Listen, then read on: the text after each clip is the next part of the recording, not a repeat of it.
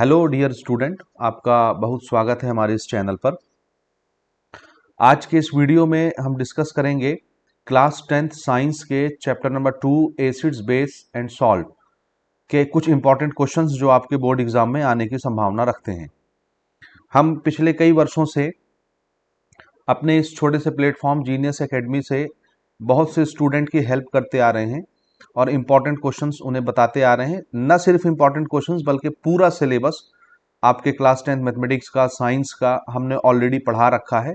वो आपको चैनल पर भी मिल जाएंगी और इस साल तो खैर हमने जीनियस एकेडमी का ऐप भी लॉन्च कर रखा है, तो आपको तमाम कोर्सेज जो है मैथमेटिक्स और साइंस की एक फ्रेश कंटेंट के साथ आपको ऐप के अंदर मिल जाएंगी। ठीक है, तो उसमें पूरे कोर्सेज अवेलेबल हैं। हर एक टॉपिक हमने कवर किया हुआ है, कोई भी टॉपिक छोड़ा नहीं है, तो आप वहां से भी अपनी जर्नी कंटिन्यू रख सकते हैं। ठीक, और फिलहाल आज के इस लेक्चर में हम डिस्कस करेंगे हमारा जो चैप्टर नंबर 2 है एसिड बेस और सॉल्ट का, उसमें कितने नंबर के क्वेश्चन पूछे जाते हैं, क्या संभावित प्रश्न है, क्या एक्सपेक्टेड क्वेश्चंस हैं आपके मॉडल पेपर से, आपके आदर्श पेपर से, आपके प्रश्न बैंक से, तमाम क्वेश्चन को कलेक्ट करके और हम आपको बताएंगे कि अगले सेशन जो आप एग्जाम लिखने वाले हैं बोर्ड का अपना, उसमें किस किस क्वेश्चन को हमको ज़्यादा फोर्स करना चाहिए, ज़्यादा वेटेज देना चाहिए, ज़्यादा समय देना चाहिए, किनको प्रिपेयर करना चाहिए, किनको छोड़ देना चाहिए। तो आइए इस वीडियो में हम ये तमाम बातें डिस्कस करेंगे। तो मुझे उम्मीद है आप मेरे साथ बने रहेंगे। इस वीडियो का पर्पस यही है कि आपको सेलेक्टेड क्वेश्चन बताए जाएं और आप उनको करके भी अपने एग्जाम में अच्छे नंबर अचीव कर सकते हैं। सबसे जरूरी चीज मैं ये बता देना चाहता हूं आपको कि किसी पर्टिकुलर पब्लिकेशन से हमारा कोई लेना देना नहीं है। हम किसी पर्टिकुलर पब्लिकेशन को ऑन नहीं करते, ना किसी पर्टिकुलर पब्लिकेशन के आंसर को एकदम करेक्ट मानते हैं। ठीक है, ये मेरा अपना पर्सनल ओपिनियन है। आपके इलाके में जो पब्लिकेशन अवेलेबल हो, जिस पब्लिकेशन की किताब की भाषा आपको समझ में आती हो, आप उनको यूज कर सकते हैं। मेरा काम सिर्फ यहाँ पर क्वेश्चंस को आपको मार्क कराना है। आप उन क्वेश्चंस को जिस किताब के माध्यम से प्रिपेयर करना चाहते हैं आप प्रिपेयर कर सकते हैं। अगर आपके इलाके में परीक्षा बोध अवेलेबल है, आप उससे पढ़ लीजिए। परीक्षा सार अवेलेबल है, आप उससे पढ़ लीजिए। दूसरी किताबें अवेलेबल हैं, आप उनसे उन क्वेश्चंस को प्रिपेयर कर लीजिए। मकसद है क्वेश्चन को प्रिपेयर करना, वो आपकी मर्जी, आप जहां से चाहे वहां से प्रिपेयर कर सकते हैं। एज ए रेफरेंस यहां पर मैं कुछ पीडीएफ दिखाऊंगा आपको, और वो पीडीएफ मैं यूज करने वाला हूं परीक्षा बोध का। तो हमारे पास परीक्षा सार भी होती है, परीक्षा बोध भी होता है और दूसरी किताबें भी होती हैं, लेकिन एज ए रेफरेंस हम यहाँ पर यूज करेंगे परीक्षा बोध, क्योंकि मैक्सिमम स्टूडेंट्स परीक्षा बोध पर ही निर्भर रहते हैं और उनके पास ये किताबें होती हैं। दो कि इसमें बहुत सारी मिस्टेक्स हैं और वो हम टाइम टू टाइम हाईलाइट करते रहते हैं। प्रिंटिंग मिस्टेक्स होती है, वो तो जाहिर सी बात है सबके अंदर पाई जाती है, हर किताब में मौजूद है।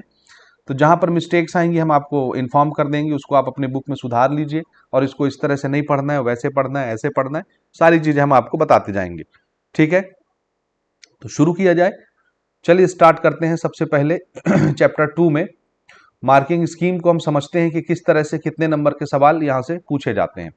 तो चैप्टर 2 हमारा है, यहां पर आप देखिए, एसिड बेस एंड सॉल्ट यानी केमिस्ट्री का हमारा ये पहला चैप्टर बनता है आपके टेक्स्ट बुक में।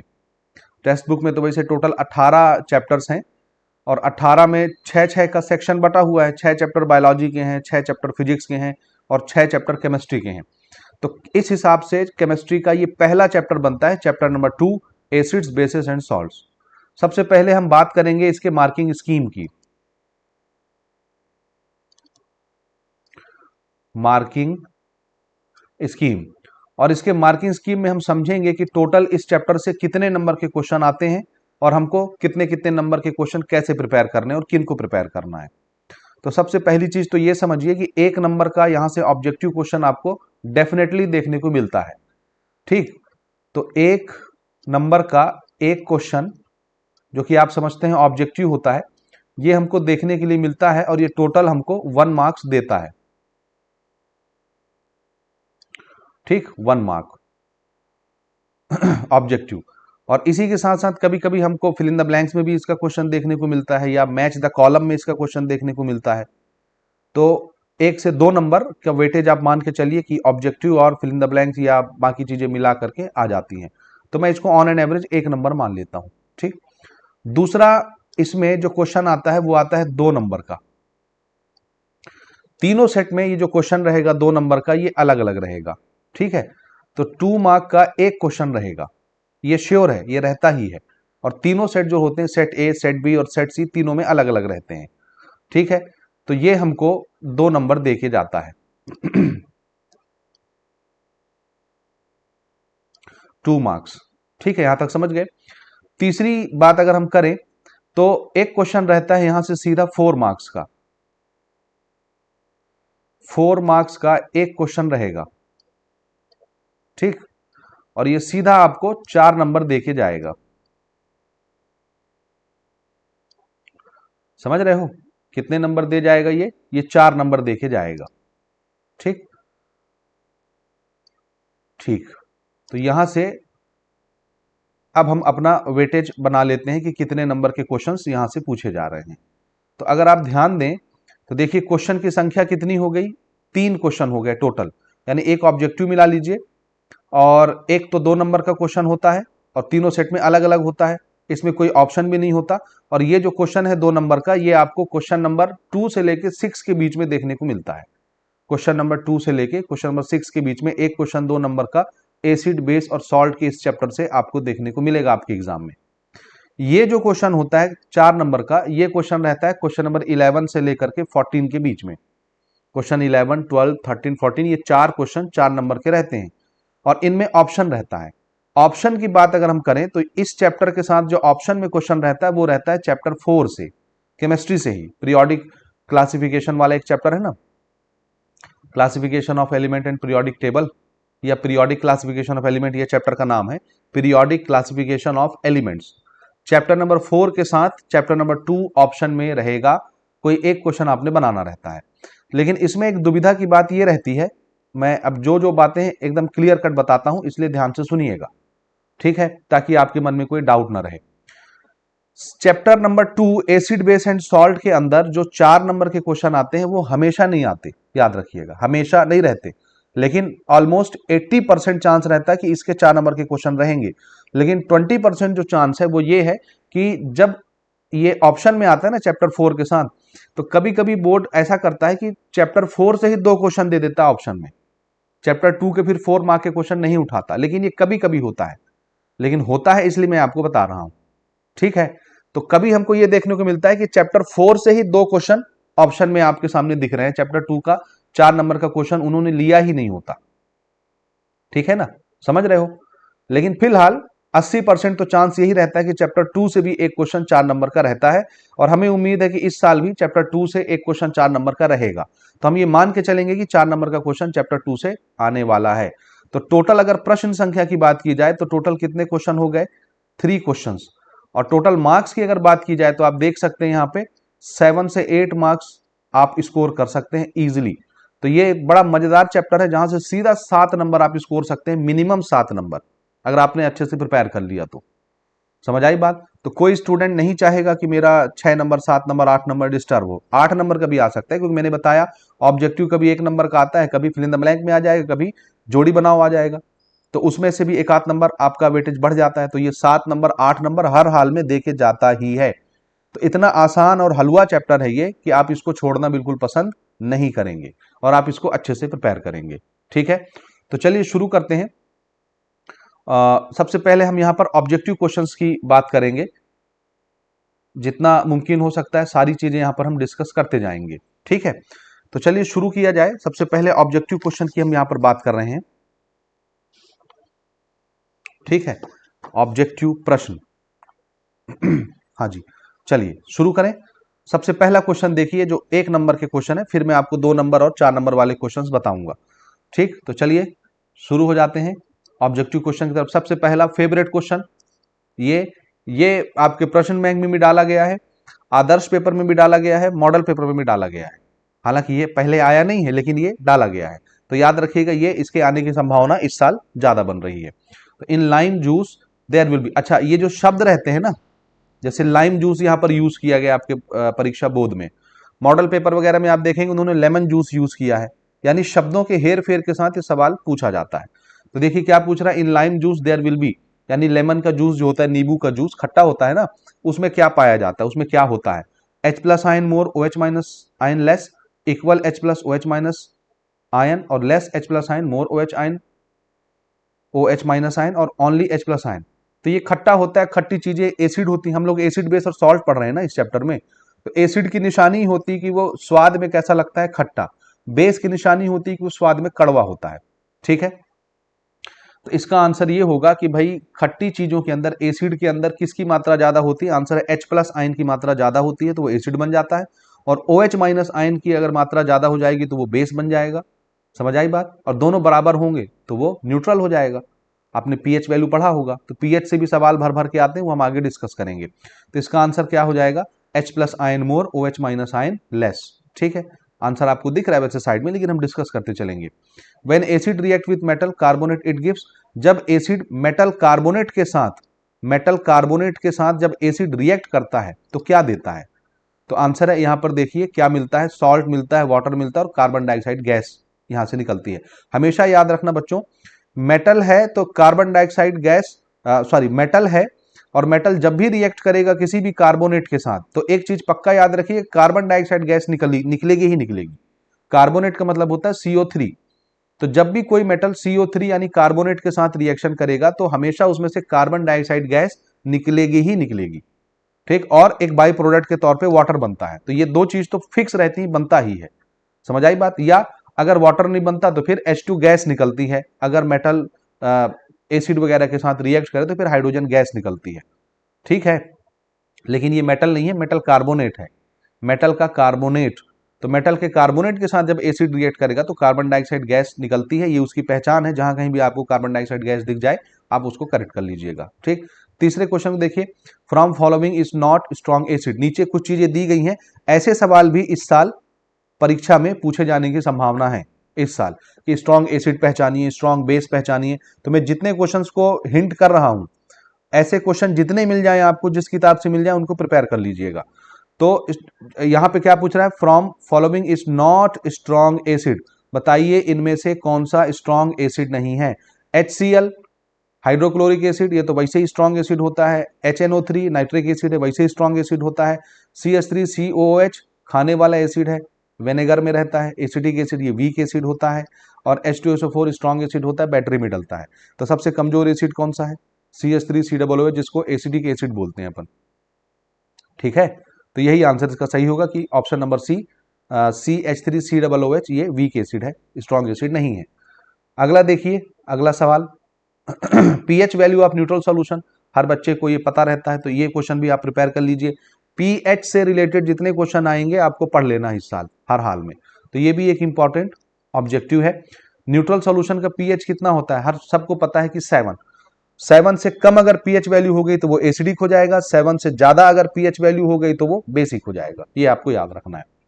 Sakina felt burning due to acidity she needs, Sakina के पेट में जलन हो रही है एसिडिटी के कारण, तो उसको क्या लेना चाहिए? एसिड बढ़ गया है इसलिए एसिडिटी हो गई, तो ऊपर से क्या खाना चाहिए? बेस। समझ आया?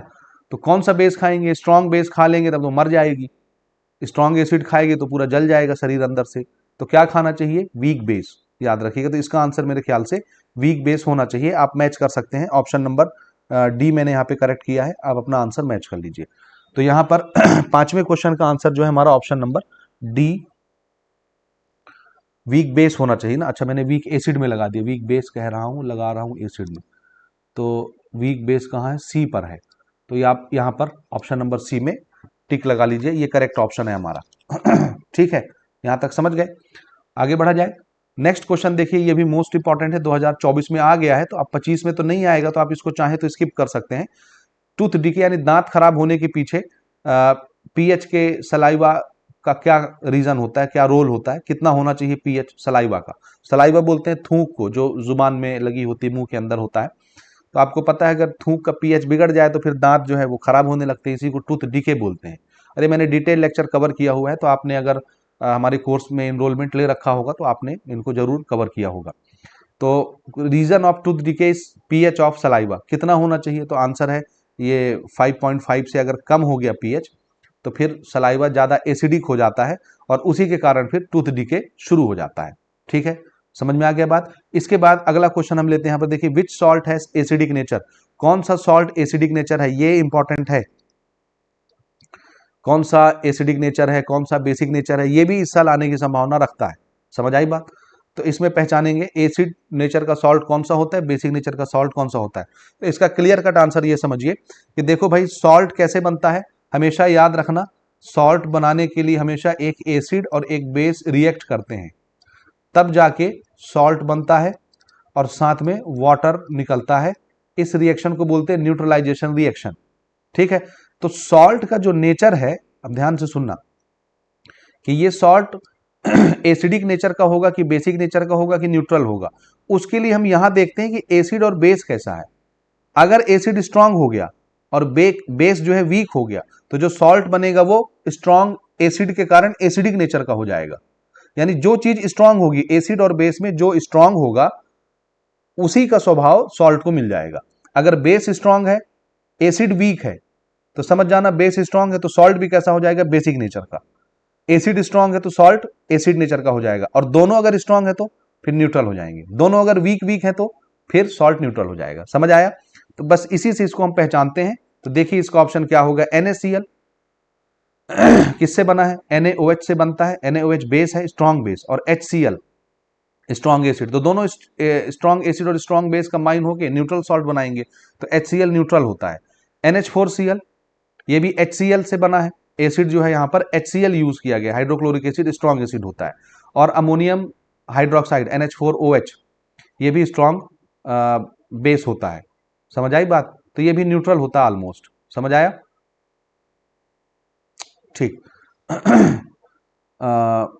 या इसको वीक बेस अगर हम माने तो ये स्ट्रांग एसिड हो जाएगा, नहीं न्यूट्रल होता है। NH4OH इज स्ट्रांग बेस और HCl इज स्ट्रांग एसिड, तो ये न्यूट्रल सॉल्ट होता है। Na2SO4 यहां पर देखिए, H2SO4 जो है वो स्ट्रांग एसिड होता है, लेकिन इसका जो बेस होता है NaOH वो बेस थोड़ा सा वीक बेस होता है। ठीक है, तो ऑप्शन नंबर सी मुझे यहां पर करेक्ट ऑप्शन लग रहा है। आप मैच कर सकते हैं, this is the correct option, Na2SO4 sodium sulphate, क्योंकि इसमें एसिड स्ट्रांग है और बेस जो है वो वीक है। ठीक है, चलिए आगे बढ़ते हैं। On dipping in basic solution colour of litmus is, ये भी फेवरेट क्वेश्चन है, ये भी आप प्रिपेयर कर लीजिए। लिटमस वाले भी जितने क्वेश्चन मिलेंगे वो आप प्रिपेयर कर लीजिएगा। तो अगर हम लिटमस पेपर को किसी बेसिक सॉल्यूशन में डुबा दें, डिप कर दें, तो बताइए लिटमस का कलर क्या हो जाएगा। बेस जब लिटमस पेपर के कांटेक्ट में आता है तो लिटमस का कलर क्या हो जाता है, आंसर है ब्लू। रेड लिटमस ब्लू में चेंज हो जाता है। ये भी आप मूल मंत्र याद रखिएगा ना। देखिए, अगर हमने लिटमस को एसिड में डुबाया है तो एसिड क्या करेगा, ब्लू लिटमस को रेड कलर में चेंज कर देगा। और अगर बेसिक सॉल्यूशन में हमने उसको डुबाया है तो बेस क्या करता है, रेड कलर के लिटमस पेपर को ब्लू कलर में चेंज कर देता है। ठीक, तो ये लिटमस से रिलेटेड ये दो सवाल आप अच्छे से समझ लीजिए, ये कहीं ना कहीं जाके पूछे जा सकते हैं। लिटमस, लिटमस, ठीक, लिटमस पेपर या लिटमस सॉल्यूशन के ऊपर जो क्वेश्चन आएगा वो आप इसको इजीली बना सकते हैं। तो इसमें ऑप्शन कौन सा होगा, ब्लू कलर का। ठीक है, इसके बाद हम थोड़ा सा आगे बढ़ेंगे, अगले पन्ने पर हम आते हैं, यहाँ पर ऊपर की तरफ थोड़ा चलते हैं। 9वां नंबर देखिए, pH value of acidic solution. Acidic solution का पीएच वैल्यू कैसा होता है, हमेशा 7 से छोटा होगा, ये तो सबको पता है। PH value of basic solution हमेशा 7 से बड़ा होगा, ये तो आप सबको पता है। ठीक, फिल इन द ब्लैंक देखिए, the pH value of acid rain is less than. अब इसमें निशानी है कि ये एसिड शब्द यूज कर रहा है, और एसिड शब्द के लिए पीएच वैल्यू कैसा होता है, ये देखिए क्वेश्चन नंबर 9 में आपने देखा लेस देन 7 होता, तो यहां भी आप ऑप्शन में क्या लिख सकते हैं, लेस देन 7। ठीक, तो बहुत ज्यादा यहां से फिल इन द ब्लैंक के जो क्वेश्चन है वो नहीं पूछे जाते, तो हमको बहुत परेशान होने की जरूरत नहीं है। ये सिंपल क्वेश्चन आते हैं, आप आराम से बना सकते हैं। ठीक, वैसे आप पढ़ना चाहें तो पढ़ सकते हैं, कोई दिक्कत नहीं है। जैसे when in any reaction the temperature and pressure will be increase then the rate of reaction will be. किसी भी रिएक्शन में अगर टेम्परेचर बढ़ा दिया जाए, प्रेशर बढ़ा दिया जाए, तो रिएक्शन का जो स्पीड है वो क्या होगा, बढ़ जाएगा, इंक्रीज हो जाएगा। तो यहां पर भी आपका ऑप्शन क्या आ जाएगा, इंक्रीज।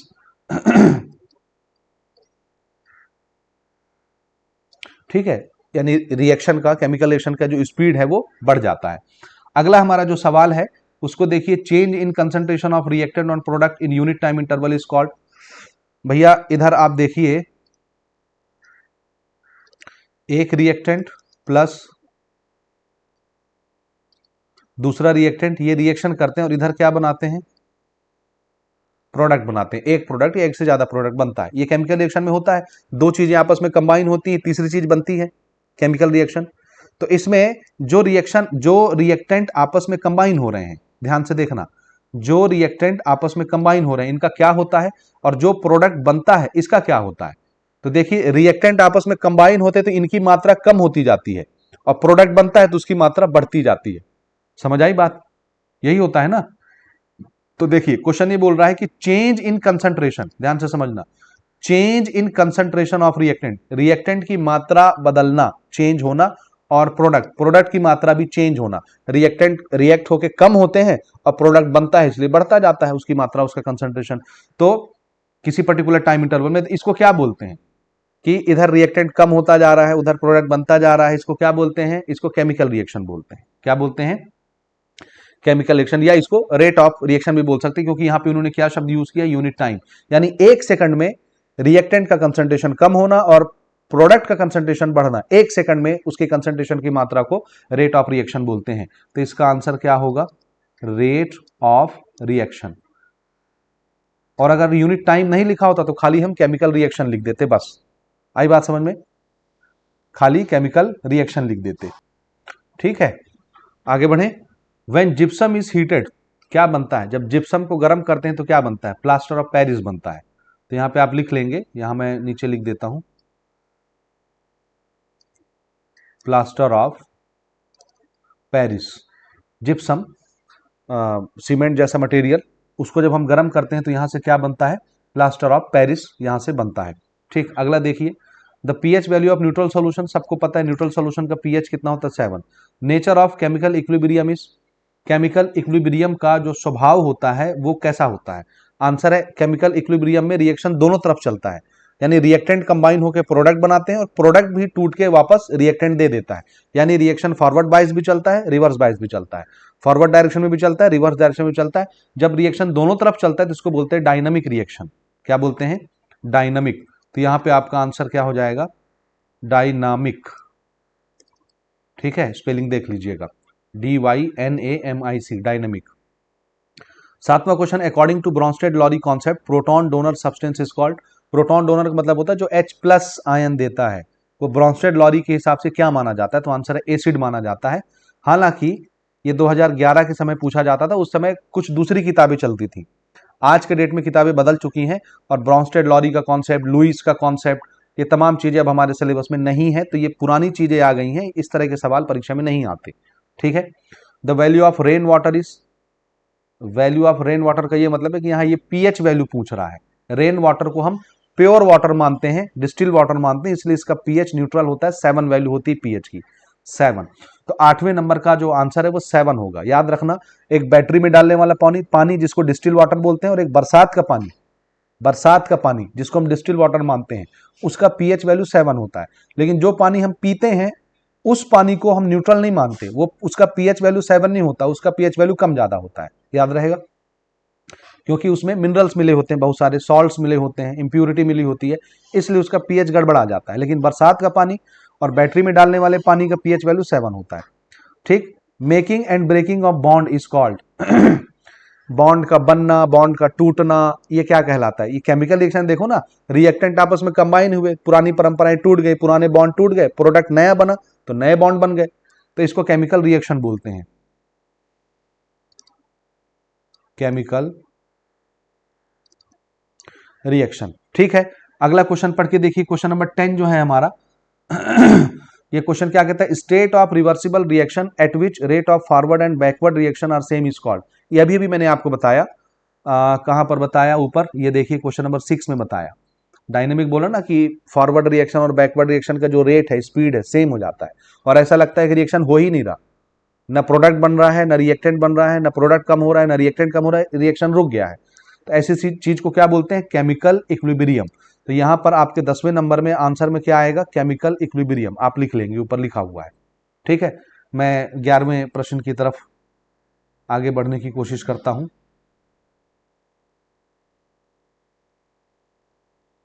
ठीक है, यहां पर देखिए 12वां 11वां प्रश्न पहले देखना है हमने ना। Amount of dissociation increases with the increase in, amount of dissociation यानी किसी चीज के टूटने का जो अमाउंट है, जो प्रक्रिया है ऐसा बोल सकते हैं, वो बढ़ता है। किसके साथ, क्या बढ़ाने से डिसोसिएशन इंक्रीज हो जाएगा। यानी किसी लिक्विड के अंदर आपने कोई चीज डाला, जैसे नमक डाल दिया, तो नमक के आयन टूटेंगे, सॉल्ट के आयन टूटेंगे।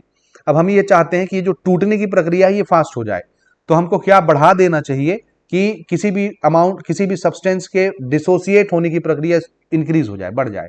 तो हमारा आंसर है टेम्परेचर बढ़ाना है हमको।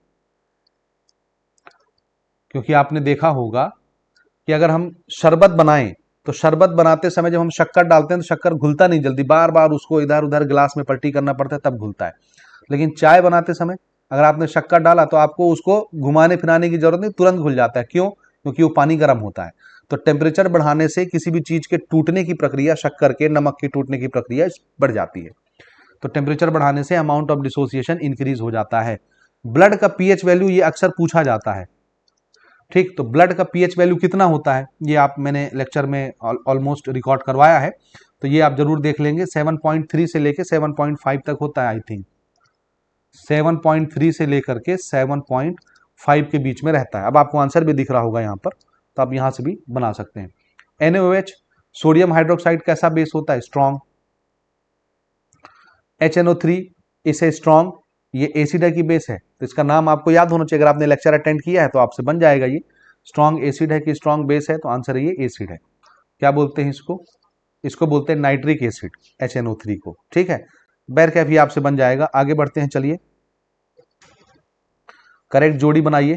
जोड़ी बनाओ भी आप बना सकते हैं। देखो स्ट्रॉन्ग बेस 2019 में पूछा गया था, कौन सा यहाँ पे स्ट्रॉन्ग बेस, यही है, पहले का ई। ठीक, तो इसको कैसे लिखना चाहिए हमने, यहाँ पे देखते हैं, पहले का ई है ना, तो ई वाले में हम यहाँ पे लिख देते हैं फर्स्ट, पहला, या हम तीर के निशान भी लगा सकते हैं। स्ट्रॉन्ग एसिड कौन सा होगा, स्ट्रॉन्ग एसिड यही होगा, HCl, यही तो दिख रहा है।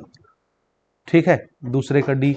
तीसरा एसिडिक एसिड, वीक एसिड होता है ना, CH3COOH, एसिडिक एसिड CH3COOH, ये तीसरा हो गया। तो तीसरे का कौन सा है, बी ऑप्शन, आप ऑप्शन भी देखते जाइए नीचे। चौथा है अमोनिया, अमोनिया इस, अमोनिया क्या चीज है, गैस होता है जी अमोनिया, लेकिन यहाँ पे क्या लिखा हुआ है अमोनिया को, अमोनिया चौथा, अमोनिया को यहाँ उन्होंने लुइस बेस लिखा है। ठीक ठीक, लेकिन ये लुइस और ब्रॉन्स्टेड लॉरी के कॉन्सेप्ट है, ये हमारी नई किताब में नहीं है जी, ये पुरानी किताब की चीजें चली आ रही हैं, कोई दिक्कत नहीं है। ये चौथा ऑप्शन है। ठीक, कैल्शियम हाइड्रोक्साइड, OH लग गया ना, कैल्शियम CaOH2, CaOH2 ट्वाइस। ठीक है, तो OH जहां लग गया वो बेस हो जाता है। अब ये कैसा बेस है, तो आंसर है ये है वीक बेस, ये पांचवा हो गया हमारा। ठीक, reaction in which heat is evolve, वो रिएक्शन जिसमें हीट निकलता है उसको एक्सोथर्मिक बोलते हैं। बचा क्या, सातवां, pH value of pure water, यही है सातवें का F नंबर ऑप्शन। ठीक, बना लेंगे। अब हम आते हैं 2 नंबर के सवाल की तरफ। अब आप इन क्वेश्चंस को आराम से देखिए। हाँ जी, चलिए 2 नंबर के क्वेश्चन की तरफ आगे बढ़ेंगे हम लोग। सबसे पहले सवाल यहाँ देखिए, पीएच वैल्यू वगैरह पूछा है, तो पीएच वैल्यू तो वैसे आमतौर पे नहीं पूछा जाता, लेकिन आप चाहें तो प्रिपेयर कर सकते हैं, लेकिन एग्जाम के पॉइंट ऑफ व्यू से उतना इंपॉर्टेंट नहीं है, लेकिन आपको आना चाहिए। PH value of solution is the negative logarithm of hydrogen ion in gram per litre concentration. पढ़ लेना, हो सकता है पूछ ले। ठीक, हाँ, अब जो इंपॉर्टेंट क्वेश्चन है, जो आपके प्रश्न बैंक में, प्रबोध के, आपके मॉडल पेपर में और नवबोध के एक्सपेक्टेड और आदर्श पेपर में जो सवाल दिए गए हैं, जो इस साल आने की संभावना रखते हैं 2 नंबर के लिए, वो ये हैं। तो इनको आप प्रिपेयर करेंगे। Right the names of natural sources of acid and base, natural source, nature में मिलने वाले, घर में मिलने वाले एसिड और बेस के कुछ नाम बताओ। तो एसिड कौन कौन से, कम से कम 2 आपको याद रखने हैं। टेमरिंड, इमली हो गया, एप्पल हो गया, टोमेटो हो गया, विनेगर हो गया, यानी खाने पीने की वो चीजें जो खट्टी लगती हों, उनका नाम आप लिख देना। तो इमली है, एप्पल है, सेब, टमाटर है, इसमें ऑक्जेलिक एसिड मिलता है टमाटर में। ठीक, विनेगर तो आप जान रहे हैं, सिरका है, खाने में यूज करते हैं हम लोग, मोमोज वगैरह में डालते हैं। ठीक, बेस कौन कौन से हैं, लाइम, लाइम कड़वा लगता है, ठीक, बेकिंग सोडा, वॉशिंग सोडा, ये सब बेस हैं। तो इसको आप प्रिपेयर कर लीजिएगा, ये इंपॉर्टेंट है इस साल। ठीक, आगे आते हैं थोड़ा सा ऊपर। Write the name of two acid found in food material, ये भी इंपॉर्टेंट है, ये भी आपके प्रश्न बैंक वगैरह में दिया गया है इस साल, आदर्श पेपर में दिया गया है, मॉडल पेपर में दिया गया है, तो ये भी पूछा जाएगा। Write the name of two acid found in food material, खाने पीने की चीजों में दो एसिड कौन कौन से मिलते हैं उनके नाम लिखो। नीचे आप पढ़ चुके क्वेश्चन नंबर 2 में, वही है। तो एक तो आपको इमली मिल गया, इसमें टार्टेरिक एसिड होता है, दूसरा विनेगर जिसमें एसिडिक एसिड होता है CH3COOH, तो ये एक आप प्रिपेयर कर लेंगे। तीसरा ये क्वेश्चन भी इंपॉर्टेंट है, ये भी आपके प्रश्न बैंक और आदर्श पेपर और मॉडल पेपर में दिया गया है, तो इसको प्रिपेयर कर लेना 2 नंबर के लिए। With olfactory indicator how the acid and base are identified, लेकिन इस क्वेश्चन को घुमा फिरा के दिया जाता है, और वहां भी आप देखेंगे तो ये क्वेश्चन घुमा फिरा के पूछा गया है। यानी ओल फैक्ट्री मेथड किसके लिए यूज किया जाता है? स्मेल से। तो ये क्वेश्चन कैसे घुमा के दिया जाएगा आपको, यानी एक ब्लाइंड पर्सन है, उसको नहीं दिख रहा, तो वो कैसे एसिड और बेस को आइडेंटिफाई करेगा? तो ओल फैक्ट्री मेथड से वो आइडेंटिफाई करेगा, तो उसका तरीका आपसे पूछा जाएगा। तो इसका आंसर देख लीजिए, इफ द स्मेल इज सोर, अगर उसको खुशबू खट्टी कड़वी कड़वी लगती है, ठीक है, तो वो सब्सटेंस क्या होगा? सोर नहीं, ये खट्टा है ना, सोर यानी खट्टा। अगर उसको खुशबू जो है खट्टी खट्टी लगेगी, तो जाहिर सी बात है खट्टे स्वाद हो या खुशबू हो, कुछ भी हो, एसिड होगा वो। और अगर कड़वा स्मेल आया तो फिर वो क्या होगा? बेसिक सब्सटेंस होगा। By using all factory indicator identification acid and bases is possible, तो ये लिखना जरूरी नहीं है, आप एक लाइन लिखेंगे काफी है, ठीक है। अब ये क्वेश्चन जो है ये अब नहीं पूछा जाएगा दोबारा। क्वेश्चन नंबर 5 कि मिल्क, फ्रेश मिल्क का जो पीएच वैल्यू होता है वो 6 होता है। What will be change in pH as it turns in curd, अगर वो दही बन जाए तो पीएच वैल्यू का क्या होगा? भाई प्योर दूध का पीएच होता है 6, तो दही बन जाएगा तो खट्टा हो जाएगा, और खट्टी चीजों का पीएच 7 से छोटा होता है। जब प्योर मिल्क था तो खट्टा नहीं लग रहा था, यानी वो कम एसिडिक था, और जब दही बन जाएगा, कर्ड बन जाएगा, तो खट्टा लगेगा, इसका मतलब उसका पीएच वैल्यू और कम हो जाएगा, लेस देन 6 हो जाएगा। तो यहाँ पे इतना ही लिखना था कि when milk turns in curd it becomes more acidic hence its pH value decrease, खाली यही लिखना था। एग्जैक्ट वैल्यू तो याद नहीं रहती किसी को ना कि दही का पीएच वैल्यू कितना होता है, हम लिखेंगे 6 से छोटा रहता है। तो बहर कभी ये पूछा जा चुका है 2024 में, तो 25 में नहीं आएगा। हाँ, अब जो आएगा वो ये है अगला सवाल, इसको मर के जी के जहां से हो सके तुम पढ़ लेना हर हाल में, ये है मोस्ट इंपॉर्टेंट, मोस्ट से भी ज्यादा मोस्ट इंपॉर्टेंट, ठीक। Why pickle is not stored in copper and aluminium vessel, ये भी आपके प्रश्न बैंक में, आपके प्रबोध के मॉडल पेपर में, आपके नवबोध के आदर्श प्रश्न बैंक में दिया गया है। किसी न किसी सेट में आपको मिल जाएगा, 4 सेट वहां पर है, हम उसको भी डिस्कस करेंगे डिटेल के साथ, एक एक सेट, और वहां से भी आपकी तैयारी करवाएंगे। तो ये क्वेश्चन आपने प्रिपेयर कर लेना, रट डालिए इसको कि अचार को कॉपर या एल्यूमिनियम के बर्तन में क्यों नहीं रखते, ठीक। तो देखिए, पिकल कंटेन एसिड, अचार में भैया एसिड होता है क्योंकि खट्टा होता है, एसिड तो होता ही है। एसिड जब भी किसी मेटल के साथ रिएक्ट करेगा, चाहे वो कॉपर हो, एल्यूमिनियम हो, उसमें से टॉक्सिक मटेरियल निकलता है, हार्मफुल गैसेस निकलती हैं, और वो शरीर को नुकसान देता है, बस यही लिखना आपने। तो pickle contain acid which act नहीं, यहां रिएक्ट होना चाहिए ना, तो सुधारते भी जाएंगे। With which react with copper and aluminium vessel, vessel बोलते हैं बर्तन को, and produce toxic materials and harmful gases, ऐसे भी लिख सकते हैं, which are harmful for health. बस 2 लाइन का आंसर रहता है, आप लिख लेंगे। तो ये एक्ट की जगह रिएक्ट लिख लेना, समझ गए? तो ये क्वेश्चन पढ़ लेना, हर हाल में आएगा इस साल 2 नंबर के लिए, ठीक है। अगला क्वेश्चन है, at time of taking lunch a small quantity of curry dropped on Kusum cloth, lunch करते समय कुसुम के कपड़े में करी गिर गई। करी बोलते हैं किसको? खाने में जो हम तरी यूज करते हैं, लिक्विड जो रहता है सब्जी में, मसाले वाला सालन जिसको बोलते हैं, तो सालन गिर गया। When she applied soap after reaching home, घर पहुंचने के बाद उसने कपड़े को धोया साबुन से। Cloth converted to red colour, तो जहां पर करी गिरा हुआ था वहां पर लाल कलर हो गया, एक्सप्लेन करिए। तो ये भी आप प्रिपेयर कर लीजिएगा, ठीक है। तो इसका आंसर क्या है? देखिए, सब्जी में हम लोग हल्दी डालते हैं, तो यहां लिखा है in curry there was turmeric which is a natural indicator, हल्दी जो है वो नेचुरल इंडिकेटर, ये सारी चीजें डिटेल के साथ हमने लेक्चर में कवर किया हुआ है, ऐप में हमारी वीडियोस पड़ी हुई हैं। तो हल्दी जो है टर्मरिक, वो नेचुरल इंडिकेटर होता है। Which give dark yellow colour with acid and red colour with base, Lal colour किसके कारण से होता है? बेस, और साबुन जो है वो बेस होता है। तो जैसे ही हल्दी के ऊपर साबुन पड़ता है, यानी बेस के साथ रिएक्शन हो गया, इंडिकेटर है हल्दी, उसके ऊपर बेस आ गया साबुन, तो तुरंत हल्दी कौन से कलर में चेंज हो जाएगी, रेड कलर में चेंज हो जाएगी। लेकिन अगर एसिड आया तो एसिड में उसका कलर चेंज नहीं होता, वो येलो कलर की ही रहती है, डार्क येलो रहता है। तो याद रखना, ये अगर एसिड के साथ हल्दी रिएक्ट करती है या कांटेक्ट में आती है तो उसका कलर चेंज नहीं होता, वो येलो ही रहती है। लेकिन अगर बेस जैसे साबुन है, डिटर्जेंट है, टिकिया है, अगर वो कांटेक्ट में आ गया तो फिर हल्दी का कलर क्या हो जाता है, हल्दी का कलर फिर रेड हो जाता है। तो soap is basic material, so cloth turn to red colour. तो ये आप एक क्वेश्चन प्रिपेयर कर लेंगे, ठीक है। एक क्वेश्चन अगला फिर से आ रहा है, वही जो ऊपर हमने डिस्कस किया ओल फैक्ट्री मेथड से। सुरेश इसे कलर ब्लाइंड स्टूडेंट, इस तरह के सवाल भी परीक्षा में पूछे जाते हैं, जो ऊपर मैं बता रहा था। एक कलर ब्लाइंड स्टूडेंट है जिसको आंख से नहीं दिखता, which indicator he can use to identify acid base, कौन सा इंडिकेटर वो यूज करेगा, ओल फैक्ट्री इंडिकेटर यूज करेगा स्मेल से, ठीक। तो आप देख सकते हैं इसका आंसर मैं पहले बता चुका हूं, ये भी पूछा जाता है, आप प्रिपेयर कर लेंगे, ठीक। अगला जो क्वेश्चन है वो नहीं पूछा जाएगा, explain the example the reaction of metal with dilute hydrochloric acid, नहीं पूछा जाएगा, आप चाहे तो पढ़ सकते हैं, चाहे तो छोड़ सकते हैं, आपकी मर्जी, ठीक।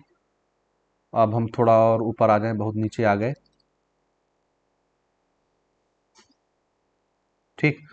यहां पर हम पहुंच जाते हैं क्वेश्चन नंबर 10 में, ठीक। ये तो हमने 9 वाला कर लिया, क्वेश्चन नंबर 10 की तरफ आगे बढ़ेंगे। क्वेश्चन नंबर 10 भी नहीं पूछा जाएगा, छोड़ सकते हैं। 11 identify acid and bases from following, ये पढ़ लीजिएगा, क्योंकि एसिड बेस पहचानने के जो क्वेश्चन है, strong acid, strong base, salt पहचानना कि एसिडिक नेचर का है, बेसिक नेचर का है या न्यूट्रल है, ये इस साल पूछा जाएगा। तो ये क्वेश्चन आप प्रिपेयर कर लेंगे। तो यहाँ पे देखिए HNO3, ये तो भैया नाइट्रिक एसिड है, ठीक है। Na2CO3 सोडियम कार्बोनेट या सोडियम बाइकार्बोनेट, सोडियम कार्बोनेट बोलेंगे इसको, ये तो बेस होता है, ठीक है। और CaOH, OH जहां भी दिख गया बेस होता है, HCl ये एसिड है, तो एसिड बेस तो पहचान जाएंगे। सल्फ्यूरिक एसिड इसे स्ट्रॉन्ग एसिड है, अमोनियम हाइड्रोक्साइड इसे वीक बेस, एक्सप्लेन, पढ़ लीजिएगा हल्के फुल्के अंदाज में, मैं उतना प्रीफर नहीं करता इसको। सल्फ्यूरिक एसिड स्ट्रॉन्ग एसिड है और अमोनियम हाइड्रोक्साइड वीक बेस है, क्यों, NH4OH वीक बेस होता है ना, जो ऊपर हम एक ऑब्जेक्टिव में डिस्कस कर रहे थे, तो ऐसा क्यों। तो सल्फ्यूरिक एसिड स्ट्रॉन्ग एसिड क्यों, क्योंकि it easily release H+ ion when come in contact with water, जब भी सल्फ्यूरिक एसिड वाटर के कांटेक्ट में आता है वो H+ आयन ज्यादा रिलीज करता है आसानी के साथ, देयरफॉर ये क्या है, strong acid. Whereas ammonium hydroxide give very less OH- ion, लेकिन जैसे अमोनियम हाइड्रोक्साइड को पानी के कांटेक्ट में देते हैं वो बहुत थोड़ा सा OH- आयन देता है, थोड़ा सा दिया मतलब वो वीक बेस है, ठीक। अगला क्वेश्चन आप चाहे तो छोड़ सकते हैं, कोई दिक्कत नहीं, इसको भी आप छोड़ सकते हैं, कोई प्रॉब्लम नहीं, इसको भी आप छोड़ सकते हैं, कोई प्रॉब्लम नहीं। तो जितने क्वेश्चन छोड़ने योग्य हैं छोड़ दीजिए, मत जबरदस्ती जीव जान नहीं लगाना है। You have two aqueous solution A and B. pH value of solution A is 6 and B has pH value 8. In which solution concentration of hydrogen ion is more? Which of them is acidic and basic? pH वाले question पढ़ लीजिएगा, हालांकि वो 4 number के लिए important है, यहाँ के लिए नहीं है, तो आप चाहें तो इसको छोड़ सकते हैं फिलहाल के लिए। pH है इसलिए मैं इसको मार्क कर रहा हूं, अदरवाइज आप इनको छोड़ सकते हैं, ठीक है। चाहे तो आप पढ़ लीजिए, चाहे तो छोड़ दीजिए, कोई दिक्कत नहीं है, ठीक है। देखिए solution A having pH 6, A का जो pH वैल्यू है वो 6 है और B का जो pH वैल्यू है वो 8 है, तो जाहिर सी बात है जिसका pH वैल्यू 7 से कम होगा वो एसिड होगा, और एसिड कौन सा आयन देता है ज्यादा, H+ आयन ज्यादा देता है, और जो pH वैल्यू जिसका बेसिक होगा वो OH- आयन ज्यादा देगा, वो बेस होगा, समझ आई बात। What will be the nature of aqua solution of potassium chloride, नहीं पूछा जाता, छोड़ सकते हैं, ये तो वैसे 2024 में आ गया तो फिर से नहीं पूछा जाएगा। Sumaru has change the pH value of fresh milk from 6 to 8, milk का जो pH वैल्यू है फ्रेश मिल्क का 6 है, उसका pH वैल्यू बढ़ के 8 हो गया बाय एडिंग बेकिंग सोडा, उसमें हमने खाने वाला मीठा सोडा मिला दिया। Its conversion in curd will take more time, why, तो उसको फिर दही बनने में ज्यादा समय लगेगा। अब ध्यान से समझना, जब pH वैल्यू 6 था फ्रेश मिल्क का, तो दही बनने के लिए 6 से छोटा pH वैल्यू हो जाएगा, तो उसको 6 से नीचे आना है, 6 से नीचे आना है। लेकिन अगर आपने इसमें बेकिंग सोडा मिला दिया, उसका pH वैल्यू कहां हो गया, 8 तक पहुंच गया। अब जब आप उसको दही बनाएंगे तो इसके pH वैल्यू को 7 से कम होना चाहिए, यानी 6 से भी कम होना चाहिए। 6 तो भाई फ्रेश मिल्क का pH वैल्यू होता है, तो जब आप 6 से भी कम लेके जाएंगे pH वैल्यू, तब ना वो कर्ड बनेगा। तो रास्ते में 6 मिलेगा, अब ये रास्ता देखो सिर्फ 6 से नीचे पहुंचना है और ये 8 से नीचे पहुंचना है, इसलिए इसमें ज्यादा समय लग जाता है, क्योंकि pH वैल्यू बढ़ चुकी है और आना उसको 6 के नीचे है दही बनने के लिए, because it becomes more basic. इसका आंसर क्या है भैया, आपने उसमें बेकिंग सोडा मिला दिया खाने वाला सोडा, तो उसका पीएच वैल्यू बढ़ गया, वो बेसिक हो गया। तो ज्यादा बेसिक हो जाने के कारण उसको फिर से खट्टा होने के लिए, दही बनने के लिए ज्यादा समय लग जाता है। By adding, because it has become more basic by adding baking soda to milk, its pH value increases and its conversion to curd takes more time for curd to form। ठीक है, अपने शब्दों में आप आंसर लिखेंगे चलेगा। ठीक है, आगे बढ़ते हैं, चलिए। In the reaction of metal and acid mostly which gas is release, ये तो कॉमन क्वेश्चन है, ये बनना चाहिए, हालांकि पूछा नहीं जाता और ना पूछा जाएगा, घबराना नहीं है। जब भी कोई मेटल किसी एसिड के साथ रिएक्ट करेगा हमेशा हाइड्रोजन गैस निकलेगी, तो आप अपने शब्दों में इसको प्रिपेयर कर लेंगे। ये भी आप देख लीजिए, pH value of two substance A and B are 8.2 and 2.5। A का पीएच वैल्यू 8.2 है यानी बेसिक है, और बी का जो पीएच वैल्यू है 2.5 है यानी वो एसिडिक है। Which of it would be acidic and which would be basic, which among it is used as an anti acid. समझ में आया, कौन सा एसिड है कौन सा बेस, वो तो मैंने बता दिया। एंटी एसिड यानी जब पेट में एसिडिटी हो जाती है तो उसको खत्म करने के लिए बाहर से जो चीज हम खाते हैं उसको एंटी एसिड बोलते हैं, और वो हमने ऑब्जेक्टिव क्वेश्चन में डिस्कस किया हुआ है कि हम वीक बेस खाते हैं। वीक बेस कौन सा होगा, ये 8.2 वाला। तो आप अपने शब्दों में आंसर लिख सकते हैं। एंटी एसिड बेसिकली हम यूज करते हैं मैग्नीशियम हाइड्रोक्साइड, जिसको मिल्क ऑफ मैग्नीशिया भी बोलते हैं। ठीक, और इसका पीएच वैल्यू ऑलमोस्ट 8.2 8.3 ऐसा कुछ होता है, हल्का फुल्का रहता है, हल्का बेस, स्ट्रॉन्ग चीजें नहीं खाते ना अपन। ठीक, आगे बढ़े, तो इसको आप छोड़ दीजिए, लिटमस वाला तो हम ऊपर डिस्कस कर चुके, बहुत सारी चीजें नहीं पढ़नी है, जो पढ़ने योग्य है उसी को मैं बताऊंगा। यहाँ पे छोड़ दीजिए, नॉन मेटालिक ऑक्साइड है एसिडिक नेचर, छोड़ दीजिए, इसको भी छोड़ दीजिए, कोई आवश्यकता नहीं है पढ़ने की। हल्के फुल्के जो 2 नंबर के क्वेश्चन है वो हो चुके, ठीक है, 2 नंबर के सवाल हो चुके, इक्का दुक्का रह गए हैं, उसको हम पढ़ लेंगे। ठीक, यहाँ पर भी छोड़ दीजिए, ये टिकेश्वरी वाला 2024 में पहले ही आ गया, ये आ चुका है। पीएच वैल्यू वाले जो क्वेश्चन है वो इंपॉर्टेंट है, याद रखना। PH value of Tikeshari field soil is 4.2, यानी खेत की जो मिट्टी है उसका पीएच वैल्यू 4.2 है। How can she change the pH value of soil for good crop production. 4.2 का मतलब है एसिडिक होना, भाई 7 से नीचे जाएगा तो वो एसिडिक हो जाएगा। तो जमीन का जो पीएच वैल्यू है वो एसिडिक है, और ज्यादा अच्छी फसल कब होती है, जब वो न्यूट्रल होगा या बेसिक नेचर का होगा। तो हमको उसमें कुछ बेसिक चीजें मिलानी पड़ेगी ताकि उसकी पीएच वैल्यू बढ़ के 7 के उस पार चली जाए। ठीक है, अच्छे क्रॉप प्रोडक्शन के लिए, अच्छी खेती के लिए। तो ये सवाल भी पूछा गया है, तो इसको हम यहाँ पर एक बार एड्रेस कर लेते हैं। ठीक, देखिए, good production can be obtain when pH of soil maintain between 5 to 8, समझ रहे हैं, यानी 5 से लेके 8 के बीच में, 8 यानी बेसिक तरफ चला गया, 7 के ऊपर चला गया, और 5 लेस एसिडिक होता है, लेकिन ये 4 पॉइंट समथिंग तो ज्यादा एसिडिक हो गया, इसलिए थोड़ा सा उसको बढ़ाना पड़ेगा। Tikeshwari can use fertiliser, lime और ash to maintain the pH suitable for good crop production. ठीक, तो उसको खेत में क्या क्या डालना पड़ेगा, खाद डालना पड़ेगा, फर्टिलाइजर, लाइम डालना पड़ेगा, चूना या ऐश, राख, ये सब सारी चीजें डाल के पीएच वैल्यू हम मेंटेन कर सकते हैं, किसके बीच में, 5 से लेके 8 के बीच में।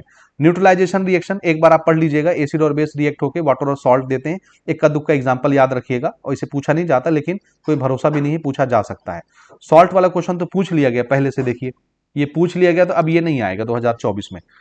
24 में आया है तो 25 में नहीं आएगा। ठीक, what is salt, the nature of salt is decided, ये मैंने पहले ही बता दिया ऑब्जेक्टिव बताते समय कि सॉल्ट का नेचर कैसे डिसाइड होता है। एसिड और बेस मिलकर सॉल्ट बनाते हैं। एसिड अगर स्ट्रांग है, बेस अगर वीक है, तो सॉल्ट स्ट्रांग नेचर का बनेगा। स्ट्रांग एसिड है तो एसिड नेचर का हो जाएगा सॉल्ट।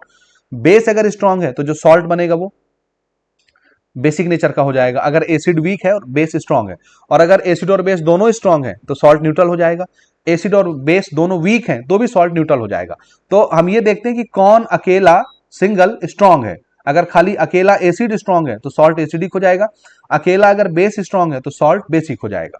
समझ गए आप, तो ये आप प्रिपेयर कर लेंगे। वैसे तो मैं डिस्कस कर चुका हूं इसको, एक का दुक्का एग्जांपल आप नोट कर लेंगे, हो गया। ठीक है, ये रेडिकल वाले क्वेश्चन भी नहीं पूछे जाते तो परेशान नहीं होना है, छोड़ देना है।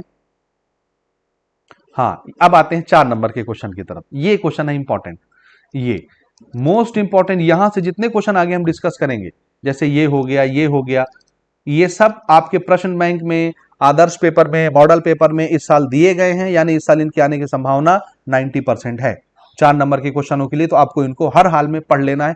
एकदम झंडू माम टाइप के क्वेश्चन, एकदम इजी टाइप के क्वेश्चन है, आप आराम से प्रिपेयर कर सकते हो। जैसे पहला क्वेश्चन देखो, following are the pH value of some substance. कुछ मटेरियल के पीएच वैल्यू बगल में दिए हुए हैं, जैसे बेकिंग सोडा का पीएच वैल्यू दिया है 8.2। Analyse the data given in table and answer the following question. ये 3 क्वेश्चन पूछे गए हैं, इनके आंसर हमको ये टेबल देख के देना है। लाइम जूस का पीएच वैल्यू 2.2 है। विनेगर खाने वाले एसिड का पीएच वैल्यू 5.5 है। सोडियम हाइड्रोक्साइड NaOH का पीएच वैल्यू 13 दिया हुआ है और वाटर का पीएच वैल्यू 7 दिया हुआ है। पहला सवाल देखिए, विच सब्सटेंस है बेसिक नेचर, कौन सा बेसिक नेचर का होगा? तो सीधा सा याद रखो भैया, 7 जो होता है वो न्यूट्रल का होता है पीएच वैल्यू। अगर 7 से कम हो गया पीएच वैल्यू तो वो एसिड हो जाएगा, और 7 से बढ़ गया 14 तक जाता है ना, 14 तक, तो वो बेसिक हो जाता है। समझ आया? एसिडिक हो गया और बेसिक हो गया, बन जाएगा आंसर। तो देखो, विच सब्सटेंस है बेसिक नेचर, कौन सा सब्सटेंस बेसिक नेचर का है? तो आंसर है 7 से बड़े कौन कौन से हैं? तो एक है आपको ये दिख रहा है 7 से बड़ा बेकिंग सोडा, और एक आपको दिख रहा है 7 से बड़ा सोडियम हाइड्रोक्साइड का सॉल्यूशन। तो यही दोनों क्या होंगे? यही दोनों बेसिक नेचर के होंगे। तो ऑप्शन नंबर ए में आंसर क्या लिखा है? देखो, बेकिंग सोडा और सोडियम हाइड्रोक्साइड सॉल्यूशन दिख रहा है, लिख लोगे देख के। अगर ये थ्योरी याद रहेगी तो बन जाएगा आंसर। दूसरा पूछा, विच सब्सटेंस है एसिडिक नेचर, एसिडिक नेचर के लिए क्या चाहिए? पीएच जो है वो 7 से कम होना चाहिए। किसका किसका पीएच 7 से कम है? तो देखो, एक लाइम जूस हो गया 7 से कम है, एक विनेगर हो गया 7 से कम है, बस यही दोनों है। तो आप चाहें तो आंसर नीचे पढ़ सकते हैं, मैं थोड़ा सा पन्ना खसका देता हूं। ये देखो, लाइम जूस और विनेगर। तीसरा पूछा, विच सब्सटेंस है न्यूट्रल नेचर, तो जाहिर सी बात है यही बस बचा, 7 न्यूट्रल होता है, बन जाएगा। 4 नंबर मिलता है सिर्फ इतना लिखने में, और टेबल वेबल सब दिया रहता है, तो बहुत आसान रहता है, इसका 4 नंबर ले लेना। आगे बढ़े, इसको भी आप पढ़ लेंगे। क्वेश्चन नंबर 3 ये भी इंपॉर्टेंट है, वैसे उतना महत्वपूर्ण नहीं है लेकिन इसी क्रम में है इसलिए पूछा जा सकता है। ठीक है, acid A and B are taken in 2 beaker, दोनों एसिड है, देखो ए वाला भी एसिड है बी वाला भी एसिड है, 2 बर्तन में उसको ले लिए। ठीक, acid A gets partially ionised, पहला जो एसिड है वो पूरी तरह से आयनाइज नहीं होता, यानी पूरी तरह से आयन में नहीं टूटता, H+ आयन ज्यादा देता है ना एसिड, लेकिन ये पूरी तरह से आयनाइज नहीं होता in water. Whereas B gets fully ionise, और बी जो है वो 100% आयनाइज हो जाता है, यानी ये स्ट्रॉन्ग एसिड होगा। समझ आई बात? और जो पूरी तरह नहीं टूटता वो वीक एसिड होगा। भाई एसिड की निशानी वो H+ आयन देगा, तो स्ट्रॉन्ग एसिड और वीक एसिड की निशानी क्या होगी? पानी में डाले जो पूरा का पूरा टूट गया, 100% उसके आयन अलग अलग हो गए, टूट गए, तो वो स्ट्रॉन्ग एसिड हो गया। और जो 100% नहीं टूटा कुछ रह गया, नहीं टूट पाया H+ आयन में, तो वो वीक एसिड माना जाता है। अब आप क्वेश्चन सुनिए, which out of A and B is a weak acid and which is strong, तो समझ गए ना, ए वाला क्या होगा? वीक एसिड होगा, और बी वाला स्ट्रॉन्ग एसिड होगा, क्योंकि वो 100% आयोनाइज हो जा रहा है। What is strong acid? तो स्ट्रॉन्ग एसिड के लिए क्या लिखा है? Acid which gets partial, sorry मैंने क्वेश्चन गलत पढ़ दिया, क्वेश्चन नंबर बी में पूछा है विच इज वीक एसिड, तो वीक एसिड कौन होगा? जो 100% डिसोसिएट नहीं होगा, पार्शियली डिसोसिएट होगा। Acid which gets partially ionised in water are weak acid, बन जाएगा, बहुत आसान है। और स्ट्रॉन्ग एसिड किसको बोलेंगे? जो फुल्ली आयोनाइज हो जाए, पूरा पूरा डिसोसिएट हो जाए। Acid which gets fully ionised in water, strong acid.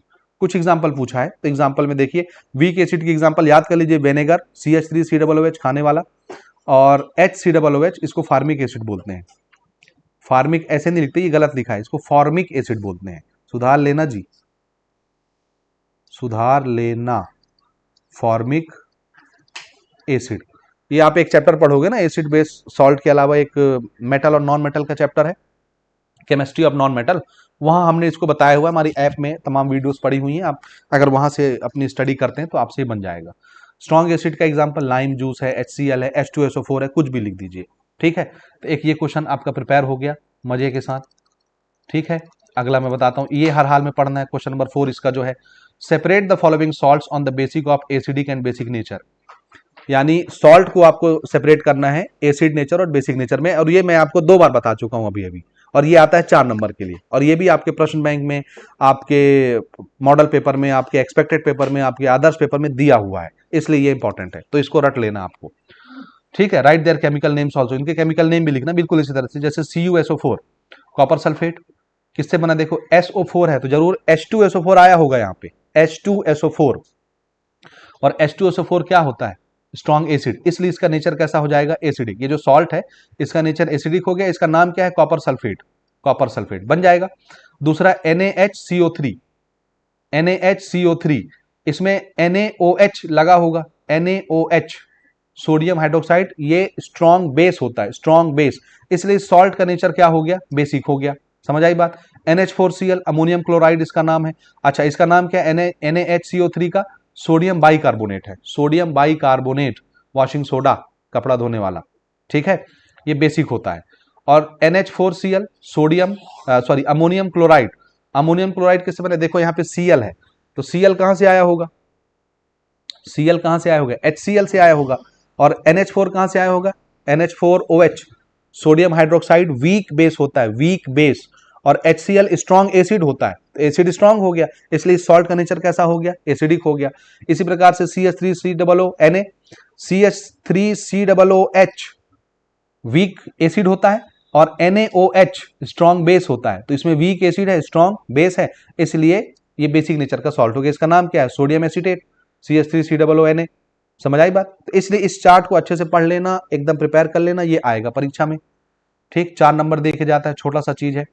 हाँ, अब यहाँ पे 5 नंबर का क्वेश्चन तो आता नहीं है, तो आप इसको छोड़ सकते हैं। ठीक, ये नहीं पूछा जाता, चाहे तो पढ़ लीजिए, ना चाहे तो आप छोड़ सकते हैं। अगला 1-2 क्वेश्चन और है जो 4 नंबर के लिए पूछा जाता है। आप चाहे तो क्वेश्चन नंबर 2 को भी स्किप कर सकते हैं, कोई दिक्कत नहीं है, लेकिन इसके लास्ट के जो क्वेश्चन 3 और 4 हैं, इसको स्किप नहीं करना है, ये आ जाते हैं।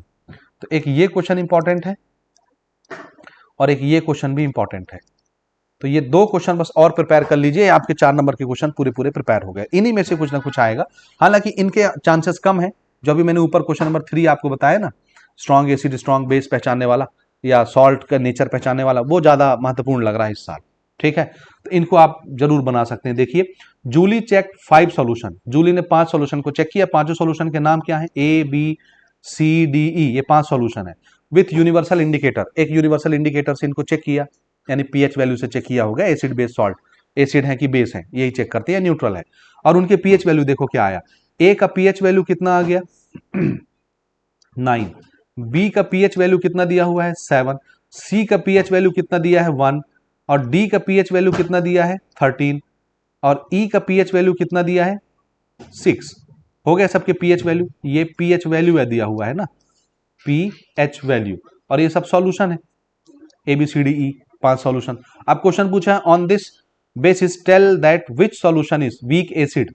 वीक एसिड कौन होगा, जो 7 के एकदम नजदीक होगा। देखो 7 के एकदम नजदीक, weak acidic, weak acidic, weak acidic, जो 7 के एकदम नजदीक है। 7 के सबसे नजदीक कौन सा नंबर है, 7 तो भैया ये न्यूट्रल हो जाता है, तो बी वाला तो हम डायरेक्ट आंसर क्या लिख सकते हैं, ये क्या है, ये सीधा सीधा न्यूट्रल है। तो न्यूट्रल जो पूछा होगा लास्ट में ई वाला, वो कौन सा होगा, देखो बी, जिसका पीएच वैल्यू 7 है। समझ रहे हो, इसी प्रकार से सबसे पहला क्वेश्चन है वीक एसिड कौन है, तो 7 के सबसे नजदीक वाला नंबर कौन है, ये। तो ये जो सोल्यूशन है ये कैसा हो जाएगा, वीक एसिडिक हो जाएगा। दूसरा क्या पूछा है, वीक बेस, तो 7 के सबसे नजदीक, 7 से बड़ा, 7 के सबसे नजदीक कौन सा नंबर है, ये ए वाला, तो यही क्या हो जाएगा, वीक बेस, वीक बेसिक हो गया। तो देख लो वीक बेसिक कौन सा है, ये ए सॉल्यूशन दिख रहा है, वीक एसिडिक ई सॉल्यूशन दिख रहा है, बन जाएगा। इसके बाद पूछा स्ट्रॉन्ग एसिड कौन सा है, स्ट्रॉन्ग एसिड जो जिसकी पीएच वैल्यू सबसे कम होगी वो स्ट्रॉन्ग होगा, तो सबसे कम कौन सा है, ये है 1, तो ये क्या है, ये स्ट्रॉन्ग एसिडिक है। और पूछा स्ट्रॉन्ग बेसिक कौन सा है, तो जो सबसे बड़ी वैल्यू होगी यही है सबसे बड़ी वैल्यू, देखिए 7 से बड़ी, सबसे आगे 14 के नजदीक, तो ये हो जाएगा हमारा स्ट्रॉन्ग बेसिक। तो आंसर आप लिख सकते, बना सकते हैं। इसी प्रकार से अगला क्वेश्चन भी है, ये भी सेम टू सेम है, डिट्टो, तो आप बना सकते हैं, आराम से बना सकते हैं। When Sonakshi tested 4 solution, PQRS, PQRS, ये 4 सॉल्यूशन सोनाक्षी सिन्हा ने जो है वो टेस्ट किया, ठीक है। और पीएच वैल्यू क्या मिला, P का पीएच वैल्यू मिल गया 13, Q का पीएच वैल्यू मिल गया 7, R का पीएच वैल्यू मिल गया 2, और S का पीएच वैल्यू मिल गया 8। ये 4 पीएच वैल्यू मिल गए। On this basis tell about the solution which one is strong acidic, कौन सा होगा, स्ट्रॉन्ग एसिडिक, ये सबसे कम, 7 से कम यानी 1 के नजदीक जो होगा वो स्ट्रॉन्ग एसिड हो जाएगा, ठीक। फिर क्या पूछा है, न्यूट्रल, न्यूट्रल तो यही है, बन जाएगा।